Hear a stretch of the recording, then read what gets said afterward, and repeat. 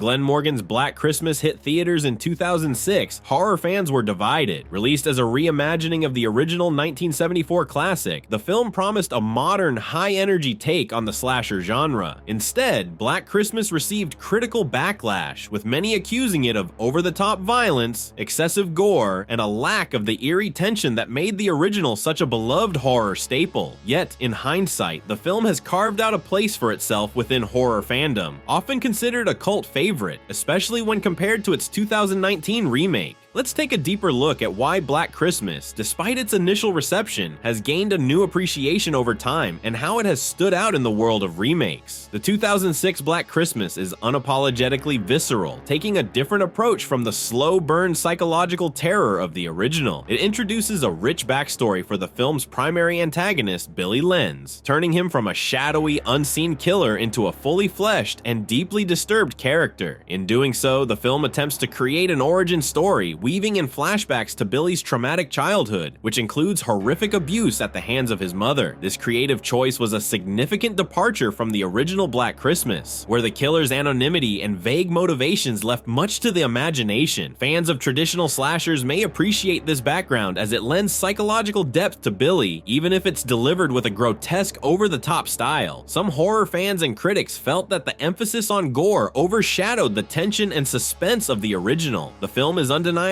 graphic, with scenes that dive headfirst into gruesome territory, sometimes to the point of camp. Where the 1974 original often relied on atmospheric dread and the creepy concept of an unseen killer lurking in the attic, the 2006 version made each kill graphic and highly stylized. For audiences who came expecting a tense thriller, this approach may have seemed excessive or out of place. However, for fans who appreciate horror that pushes boundaries, Black Christmas finds its niche in the hyper-violent holiday horror genre alongside films like Silent Night, Deadly Night. At the time of release, Black Christmas faced significant criticism. Some fans of the original viewed it as a betrayal of what they loved about the 1974 classic, especially with its campy tone and heavy reliance on gore. Critics argued that the remake failed to capture the subtle menace of the original, describing it as a shallow imitation driven by shock value over substance. Moreover, some of the film's scenes, especially those involving domestic abuse and child trauma, were controversial for pushing the boundaries of what was considered holiday horror. Interestingly, despite, or perhaps because of, its graphic nature, Black Christmas has since gained a small but loyal following among horror fans who appreciate its audacious style. The film has become a cult favorite, especially when compared to the 2019 remake, which took a drastically different route by emphasizing feminist themes and downplaying the graphic violence. The 2019 version, while appreciated by some for its attempts at a progressive narrative, was seen by many horror fans as lacking the grit and intensity that make holiday slashers memorable. For these fans, the 2006 version stands out as the better remake, as it maintained the horror-driven focus that fans of the genre crave.